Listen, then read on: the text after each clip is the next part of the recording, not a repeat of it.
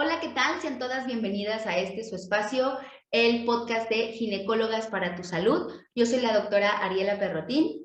Y yo soy la doctora Tere Guerrero.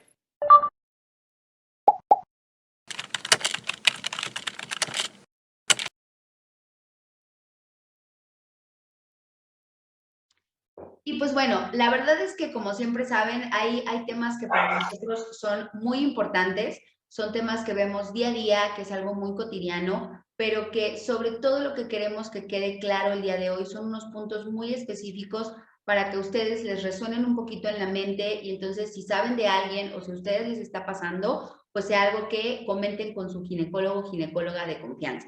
Entonces, el tema de hoy vamos a hablar sobre sangrado postmenopáusico y vamos a darles unos puntitos claves que son muy importantes.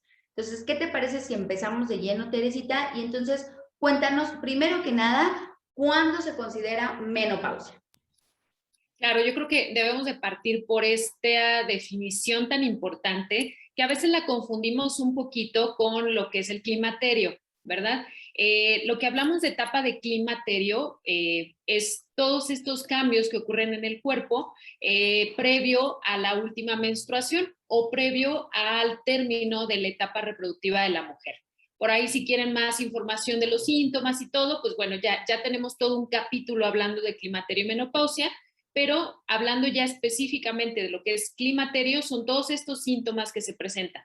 Pero la menopausia es propiamente la última menstruación que se presenta en la vida de la mujer y esto pues da por terminada esta vida reproductiva.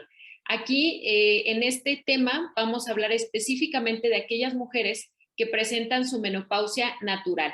Es decir, no se les ha quitado su matriz, simplemente llegaron a este punto de la vida en el cual se dio la última menstruación de la mujer y entonces pues ya damos por terminada esta etapa reproductiva, ¿no? Entonces, siempre quédense, menopausia es un evento, ¿no? La menopausia es un evento, así como la primera menstruación que llamamos menarca, la última menstruación de la vida va a ser la menopausia, ¿va? Y esto va a ser un punto bien importante para que al ratito que platiquemos acerca de este tema, pues se nos paren las antenas con algunos datos importantes de decir, bueno, si ya me dijeron que la menopausia es la última menstruación de la mujer, entonces, ¿por qué se da este sangrado posmenopáusico?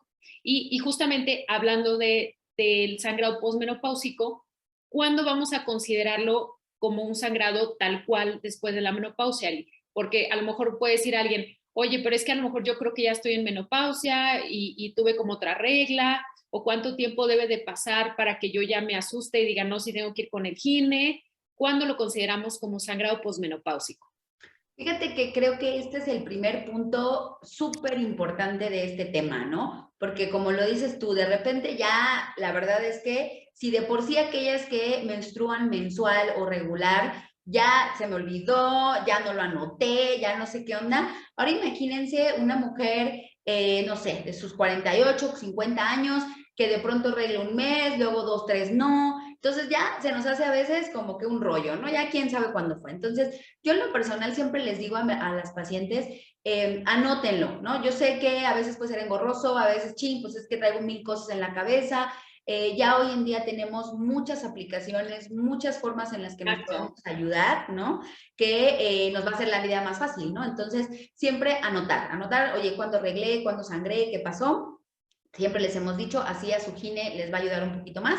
Pero ¿cuándo consideramos sangrado posmenopáusico? Cuando ya una mujer ha dejado de menstruar por 12 meses continuos.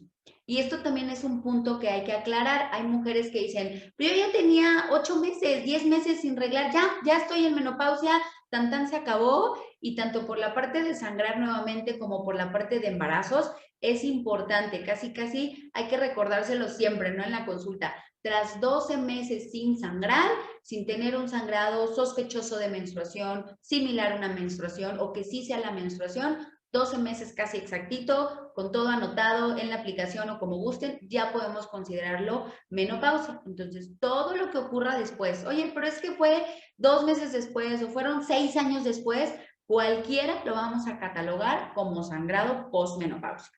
No sé si tú quieras agregar algo por allí. Claro, y esto que dices de esta irregularidad de los sangrados ya en esta última etapa reproductiva es bien importante porque a veces pasa lo contrario, ¿no? Nos dicen, no, ya tengo como año y medio que no presentaba menstruación y entonces nosotras nos asustamos, ¿no? Como de, no, o sea, ya no tuviste nada en este año y medio y entonces, bueno, es que ya no era regla, era un manchadito, ¿no? O era bien poquito, o duró un día. Acuérdense que, como dice Ari, van a ser 12 meses, cero menstruación. O sea, ni manchadito, ni poquito, ni me duró un día, o sea, cero. ¿Por qué? Porque estamos hablando de que ya no se produce esa menstruación durante esos 12 meses seguiditos, ¿no? Entonces, y algo bien importante que tú comentaste también, o sea, estas aplicaciones que tenemos actualmente creo que nos vienen a resolver la vida porque les digo, todo el mundo traemos ya el celular en la mano todo el tiempo, entonces ya es nada más cuestión de darle un clic ahí de, ay, hoy me bajó, déjame le pico allá mi aplicación y es todo, ¿no? Entonces debemos de aprovecharnos de la tecnología para tener un buen seguimiento, ¿no? De estos ciclos y más aún, digo, yo creo que en toda la vida fértil, pero específicamente en esta última etapa es bien importante, ¿no? Porque si no pasa que también de pronto pues ya pasó más de un año, ni se acuerdan de cuándo fue esa última menstruación y entonces para nosotros que es bien importante registrarlo en su expediente, pues nos quedamos en blanco, ¿no? De pues quién sabe cuándo se dio esta última menstruación. Sí, claro, teniéndolo ahí, insisto, es una herramienta para todos, para la paciente, para la mujer y para el ginecóloga que lo está viendo. Oye, pues qué fácil, qué padre tenerlo anotado. Y entonces, por ejemplo, bueno, ahora las pacientitas que nos están escuchando, sean pues obviamente jóvenes y que tenemos mamás, que tenemos tías, abuelas, o siendo una mujer de mayor de 45, 48 años que nos escuche, no les va a pasar a todas, ¿no? O sea, este sangrado postmenopáusico no es algo que todas tengamos que esperarlo, pero sí es importante valorar porque hay ciertos factores de riesgo. Entonces, cuéntanos un poquito qué factores de riesgo puede tener una mujer para que entonces esté todavía más atenta de si le ocurre o no un sangrado postmenopáusico. Sí, aquí debemos de ponerle mucha atención a estos factores de riesgo. ¿Por qué? Porque ya ahorita que platiquemos las causas que nos pueden originar un sangrado postmenopáusico, sí debemos de parar las antenas y poner una alerta en el sentido de que nunca es normal un sangrado postmenopáusico. Creo que esa es la premisa y creo que va a ser la enseñanza que queremos que se lleven de este capítulo. Un sangrado postmenopáusico nunca va a ser normal y siempre, siempre se va a tener que estudiar. Y hablando de los factores de riesgo que pudieran condicionar este sangrado ya después de que se dio la menopausia, como decías tú, después de estos 12 meses sin menstruación, tenemos varios factores de riesgo. Uno de los más frecuentes es la obesidad. El sobrepeso y la obesidad va a ser uno de los principales factores de riesgo para que se presenten estos sangrados después de la menopausia. Esto es porque el tejido adiposo, la grasita, específicamente la grasita abdominal, ¿sí?, puede llegar a producir ciertas hormonas que ya no se deberían de producir después de la menopausia. ¿Sí? En este caso, el estrógeno, que ya no debería de producirse porque nuestros ovarios se supone que ya no están funcionando, puede empezar a producirse un tipo de estrógeno que aumente el riesgo de que se genere este sangrado. Ese es un factor de riesgo muy frecuente que desafortunadamente lo tenemos mucho en nuestra población. Otro factor de riesgo muy frecuente también es el tabaquismo. Acuérdense que el tabaquismo siempre es un factor de riesgo para muchas alteraciones, alteraciones de la circulación, causa cambios inflamatorios en los tejidos, nos puede generar alteraciones hormonales y sobre todo sabemos que es un factor de riesgo para muchos tipos de cáncer. Entonces, obesidad y tabaquismo prácticamente van a ser una de las principales causas que nos puedan originar un sangrado postmenopáusico. Otro factor de riesgo que podemos tener es algo que en medicina le llamamos ventana estrogénica amplia. ¿Esto qué quiere decir? Son mujeres que durante muchos años de su vida fértil estuvieron expuestas al estrógeno, ¿sí? Y esto puede ser en mayor cantidad al que se presentaría en la población en general. Esto lo puede presentar, por ejemplo, mujeres que tuvieron su primera menstruación o su menarca a una edad muy temprana. Ya por ahí platicamos acerca de la pubertad precoz. Uno de los factores de riesgo que podemos llegar a tener en estas niñas que tienen su primera menstruación a los 8 o 9 años es que van a estar expuestas al estrógeno durante más tiempo que la población en general. Esto muchas veces puede ir de la mano con una menopausia tardía. En promedio, la menopausia puede darse después de los 40 años hasta los 54, 55. En la población mexicana se estima que se da entre los 48 y 52 años aproximadamente, pero por ejemplo, cuando tenemos una mujer que tuvo su primera menstruación a los 8 años y a lo mejor tuvo su última menstruación, su menopausia, a los 55 años, estamos hablando de una ventana estrogénica amplia. Y para nosotros también va a ser un factor de riesgo para este tipo de sangrados. Aquí, por ejemplo, quiero hacer énfasis en que a veces somos como muy preguntones en la consulta, dicen, ay, la doctora, ¿por qué siempre me preguntan a qué edad empecé a menstruar? O como, ¿para qué les sirve esa información al gine? O ¿por qué tan insistentes de cuándo fue la última regla? Es por esto, porque también es importante saber cuánto tiempo esta paciente estuvo expuesta a los estrógenos. Otro factor de riesgo puede ser también el hecho de no haber tenido ningún embarazo, que contribuye a esta ventana estrogénica amplia. ¿Por qué? Porque durante el embarazo sabemos que ocurren muchísimos cambios hormonales, entre ellos va a haber esta disminución en la producción de estrógenos y va a haber una superproducción de la hormona que se llama progesterona, porque es la que mantiene el embarazo. Entonces, en mujeres que no han tenido ningún embarazo o han tenido uno solo, va a haber ligeramente mayor riesgo que en aquellas que han tenido 4, 5 o 6 embarazos. ¿Por qué? Porque acortamos esta ventana estrogénica. Otros factores de riesgo pueden ser algún factor hereditario, pueden ser factores también de la zona en la que viven, pero estos van a tener un valor mucho menor, ¿sí? Principalmente quédense con esto: obesidad, tabaquismo y ventana estrogénica amplia, porque prácticamente estos tres, y que desafortunadamente a veces se dan en la misma paciente, ¿no? Paciente que es gordita, paciente que fuma, y además en la historia clínica pues nos da estos tres factores principales. Entonces, quédense con estos porque sí es bien importante tomarlos en consideración, porque nos van a incrementar la probabilidad de que estas mujeres tengan este tipo de sangrados. No sé si quieras agregar algo más tú, Ari. Yo creo que está clarísimo y la forma en la que lo pusiste está muy bien, porque así todas las que nos están escuchando casi hacen un checklist, ¿no? O sea, y creo que también viene, como siempre lo decimos, disco rayado, prevención. Entonces, aquellas que tienen factores que se pueden eliminar, factores de riesgo que hoy digan, basta, no voy a fumar o voy a disminuir el cigarro o no sé, hasta cierto punto cambiar su estilo de vida con respecto a la obesidad igual, ¿no? Chin, pues no solo es riesgo de varias otras cosas, sino también de un sangrado posmenopáusico, tenemos manera de prevenir. Entonces creo que está muy bien, hay factores de riesgo que podemos evitar, que podemos modificar y que a la larga pues no nos generen este tipo de problemas. Entonces creo que está muy bien con respecto a la parte preventiva para que ustedes también, pues como dices, estén alertas de estos, ¿no? Exacto. Y pues bueno, platicando un poquito ahora sí de cuáles son las causas, ¿qué nos puedes decir de qué puede estar causando este sangrado posmenopáusico? Porque a lo mejor hay alguien, y se los cuento por experiencia personal en mi familia, a veces dicen, ay, pues sí, volví a arreglar después de la menopausia, bueno, qué raro, ¿no? Y no le dan la mayor importancia, y nosotros los ginecólogos es así como que casi nos quiere dar el infarto y el terror, ¿no? Y a correr. ¿Por qué? Porque a veces a los ginecólogos nos genera tanto estrés un sangrado posmenopáusico. ¿Cuáles pueden ser las causas que lo estén generando? Bueno, primero, como tú decías, ¿no? Es que no es normal, no es una cuestión de que, ay, me asusté y la paciente, pues, ¿qué? ¿Por qué? Pues si fue un día de 3 gotas, o sea, es algo que no debe de ocurrir. Entonces, de entrada, algo por ahí no anda bien. Y yo creo que lo podemos llegar a dividir en dos áreas que también lo comentábamos en el capítulo de sangrado anormal, que puede ser como más fácil de entender, ¿no? Que va a ser causa orgánica y causa hormonal. Entonces, la causa hormonal, tú ya lo decías, ¿no? Podemos tener alteraciones hormonales, estrógeno, progesterona, estrógeno que se produce en otras áreas del cuerpo, estas pacientes que si al final fue climaterio o ya están en la menopausia. Entonces, pudiéramos tener alguna alteración hormonal que nos esté generando todo este problema. Entonces, creo que aquí por esta parte es importante decir si la paciente tiene factores de riesgo para tener alteraciones hormonales, que son las que tú decías, pues bueno, podemos hacer algunos estudios y valorar si esa es la causa. Otra parte o la parte a nivel orgánico, creo que es de lo primero que tenemos que diagnosticar o que eliminar en nuestros diagnósticos diferenciales. Y ya también hablamos de algunos de ellos que les pueden sonar los nombres, como puede ser, por ejemplo, la presencia de un pólipo en el interior del útero, en la capa interna de esta matriz, es más tejido, más vasos sanguíneos y posibilidad de sangrado. Podemos también tener algún mioma.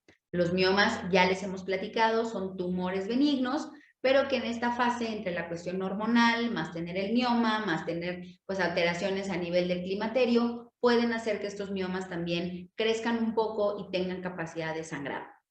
Hay otra cuestión también importante que se llama hiperplasia endometrial, que viene muy de la mano con los factores de riesgo que comentabas, ¿no? Pacientes con cierto grado de obesidad, pacientes que también tienen malos hábitos a nivel de su alimentación y por lo tanto mayor cantidad de estrógenos, pueden hacer que se engruese un poco más esta capa endometrial y tener sangrados. El diagnóstico que, entre comillas, más nos asusta, y por eso, si ustedes le dicen a su gine sangré, después de tanto tiempo va a ver que nos da el colapso nervioso ahí, es porque uno de los primeros diagnósticos a descartar es el cáncer. El cáncer muchas veces ustedes lo dicen, ¿no? Cáncer de matriz, tuvo cáncer de útero, cáncer de matriz. Sí, no, es decir, el cáncer que nos asusta con un sangrado posmenopáusico es aquel que se produce en la capa interna del útero, que es el endometrio.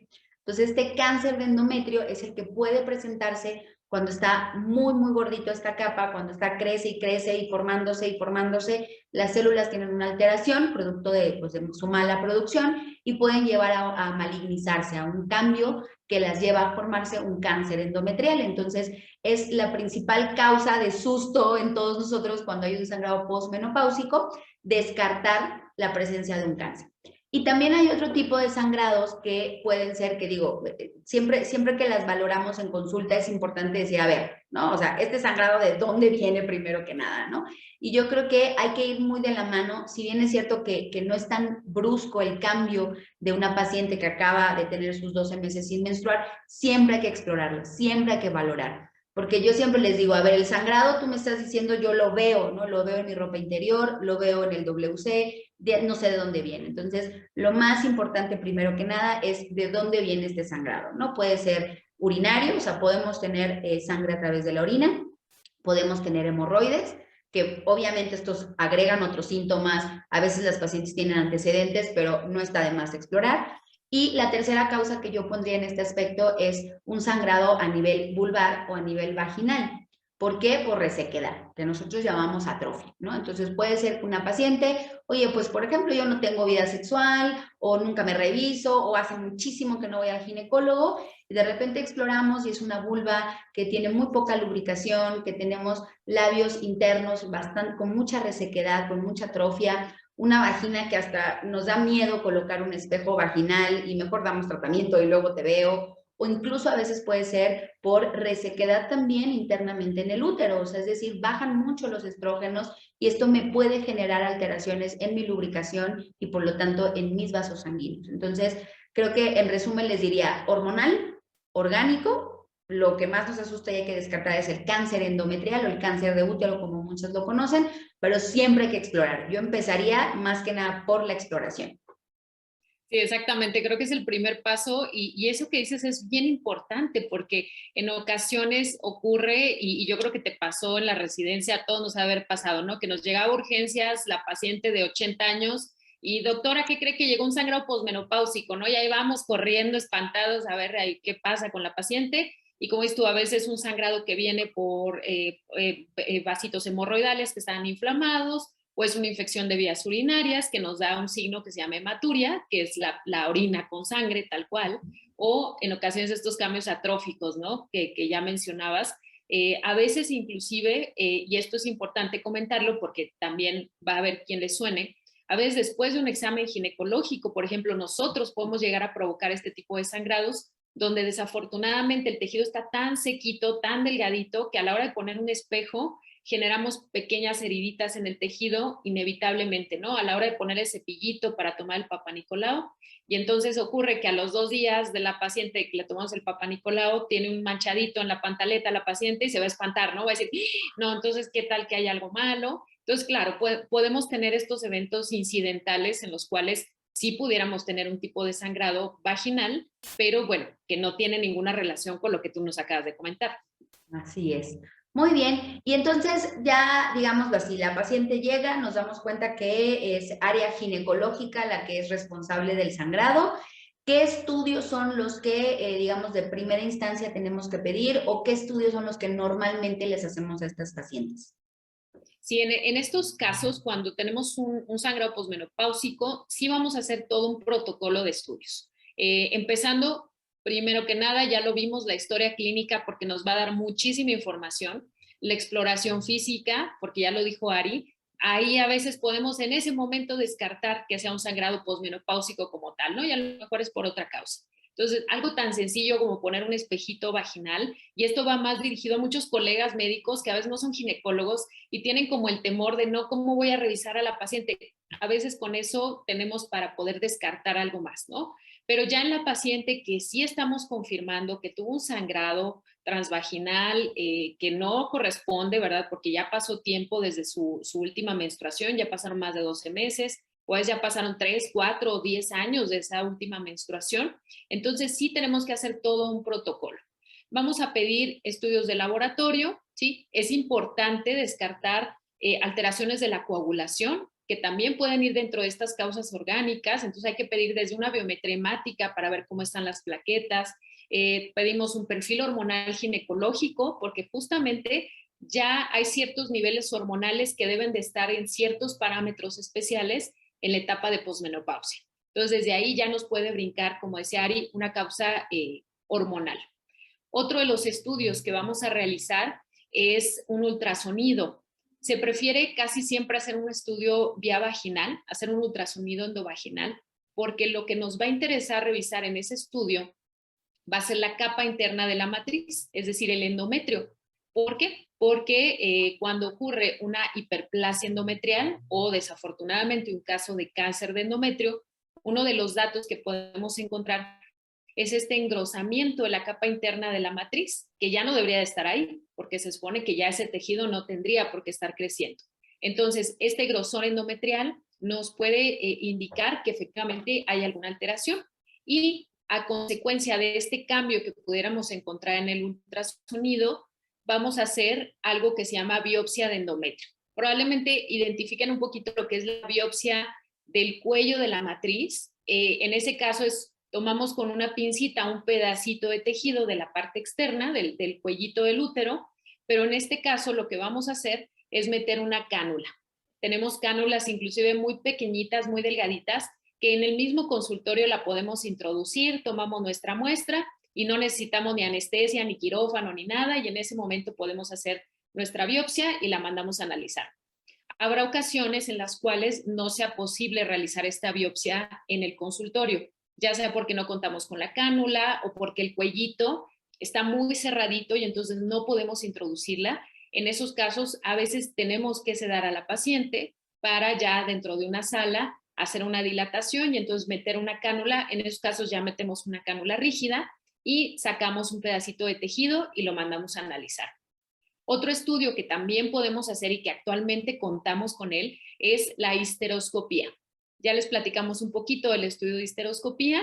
Es básicamente la introducción de una cámara con la cual vamos a visualizar toda la capa interna de la matriz. Esto nos ayuda tanto a ver cómo están esas paredes uterinas. A veces podemos encontrar un pólipo, ya lo decías tú, Ari, a veces es una causa también de estos sangrados. Entonces podemos encontrar el polipito, sacarlo, o bien hacer una toma dirigida de muestra de tejido endometrial. Entonces, fíjense cómo aquí ya hacemos algunos estudios hasta cierto punto invasivos, pero ya lo decíamos, es por la importancia de que en esta situación, como es el sangrado posmenopáusico, sí tenemos que descartar algo tan malo como es el cáncer, ¿no? Hay otro tipo de padecimientos ginecológicos en los cuales no pasa por nuestra cabeza, pero en este sí. Y es por eso que muchas veces sí tenemos que hacer como todo este protocolo, ¿no? De hacer estudios de laboratorio, ultrasonido, más biopsia, más histeroscopía. Sí, habrá casos en los cuales tengamos que hacer todo esto, pero créanos que es siempre para la detección oportuna, ¿no? Es lo más importante.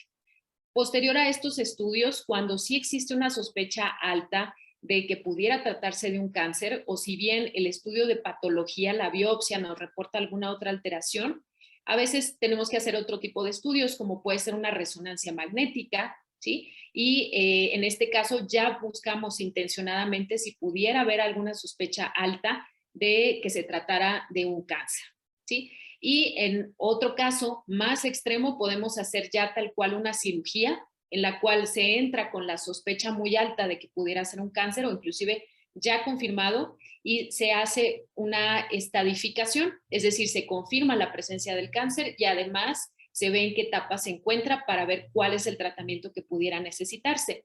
Entonces, perdón, en este caso, si se fijan, vamos desde lo más sencillito de la historia clínica hasta algo que puede acabar en una cirugía, ¿no? El protocolo del sangrado posmenopáusico sí nos obliga a ir más allá, ¿no? Y a pensar un poquito mal, ¿verdad? A veces pensar mal o a estar como más al pendiente de ustedes. Por eso les decíamos, no, nunca va a ser normal.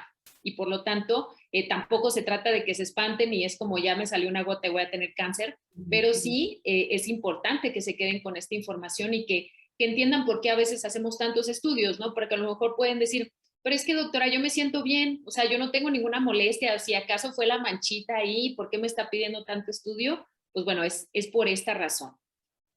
Sí, aparte creo que muchos de estos son diagnóstico y tratamiento, ¿no? Por ejemplo, tú mencionabas en esta histeroscopía podemos entrar y retirar, literal, oye, pues eso que está ahí que no tiene que estar, pues me lo llevo y listo, mando toda la pieza a analizar. Entonces, algunas veces es como, va incluido, ¿no? Oye, pues voy a entrar a cirugía, voy a entrar a este procedimiento y a través de ello te voy a dar el diagnóstico y te voy a dar el tratamiento. Entonces, también por esa parte creo que vale la pena que ustedes entiendan que, oye, pues es que me estás pidiendo un súper estudio o estamos entrando a quirófano, pero que a la vez podemos tratar y a la vez diagnosticar. Sí, exactamente.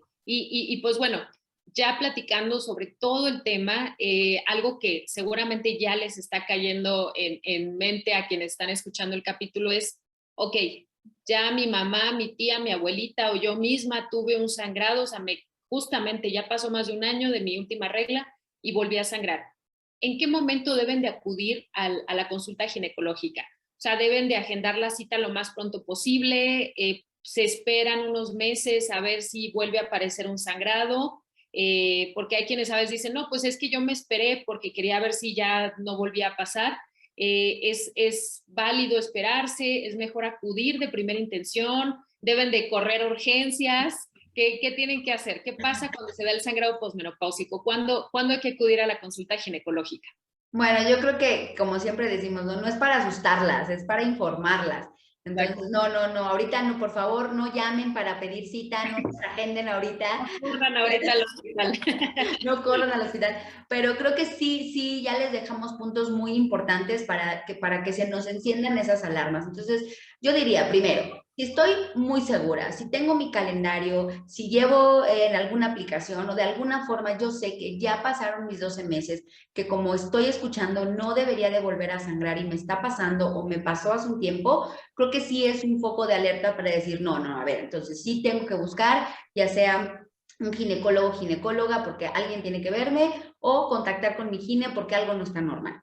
Si por otra parte, pues como dices, ¿no? Oye, es que tengo la duda, ching, es que nunca puse atención, creo que sí ya va más del año, pero no lo puedo constatar, o creo que sangré hace 6 meses, ya no sé, yo les diría también, ¿no? O sea, vamos a salir de dudas, vamos a revisar, vamos a estar todas bien tranquilas.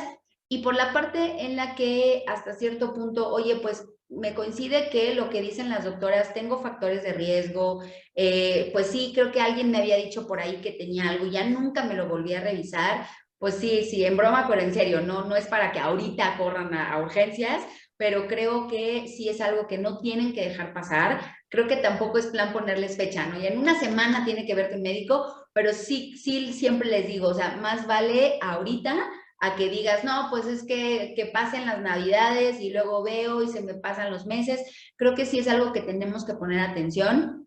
Lo dijiste muy bien en los factores de riesgo, y si yo tengo factores de riesgo y si tengo la duda o si ya sé que ya cumplí el año sin menstruar y me está ocurriendo, así como decías tú, así me sienta súper bien, así esté en la mejor etapa de mi vida, es algo que les estamos diciendo que no debería de ocurrir y entonces creo que sí es importante. Y por ejemplo, yo añadiría, si como nosotras que tienen nuestras pacientes manera de contactarnos o si tienen ustedes forma de contactar a su gine de confianza, oye, pues no está de más un mensajito, un mail, un algo, oye, ¿sabes qué? Me está pasando esto, porque como decías, ¿no? Hay historias clínicas diferentes, entonces ya cada una puede ver su expediente o puede conocer a su paciente y decir, sí tienes razón, no es normal, mejor vente y te veo. Porque no sé, seguro te ha pasado a ti, ¿no? Que te escribe la paciente y te dice, doctora, hace como 3, 4 meses sangré un poquito y como dices, me esperé y entonces le llamé y como tiene agenda llena, pues la veo en diciembre, ¿no? Y entonces cuando uno lee el caso, dice, mira, mejor te hago un espacio, déjame checar, déjame ver qué onda.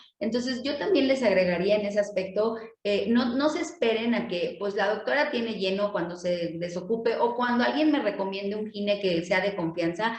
Creo que sí es algo que les estamos diciendo, si bien no todos los casos van a ser cáncer, si bien no todo va a ser una urgencia y un diagnóstico desagradable, creo que sí es algo que más vale que revisemos pronto a que se esperen ustedes hasta a ver qué pasa. Entonces, no les pondré una fecha como en una semana ni ahorita mismo, pero sí les diría, no lo dejen pasar, coméntenlo a su gine, ténganlo en mente porque pues sí, la verdad es que sí, a veces son diagnósticos lamentables que pudimos haber encontrado desde antes y por alguna razón pues no los estamos viendo a tiempo.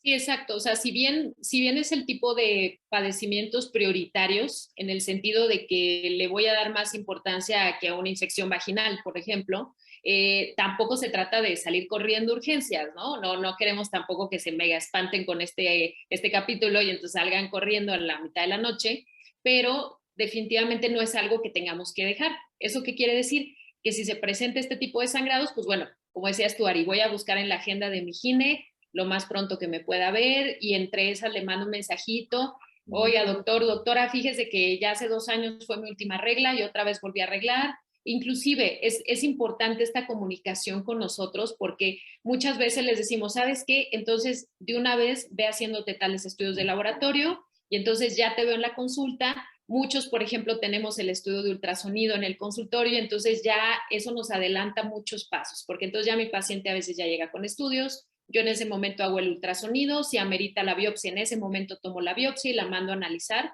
Y entonces son pasos que podemos ir haciendo pues mucho más rápido, ¿verdad? Sin caer tampoco en este estrés, ¿no? Porque me ha pasado, y seguramente ha pasado a ti también, Ari, pacientes que protocolizamos por un sangrado posmenopáusico, les tomamos una biopsia y les decimos, bueno, te cito en una semana para darte tu resultado de biopsia, y entonces les entra muchísima ansiedad de doctora, como que una semana es muchísimo tiempo y qué tal que si es un cáncer y demás.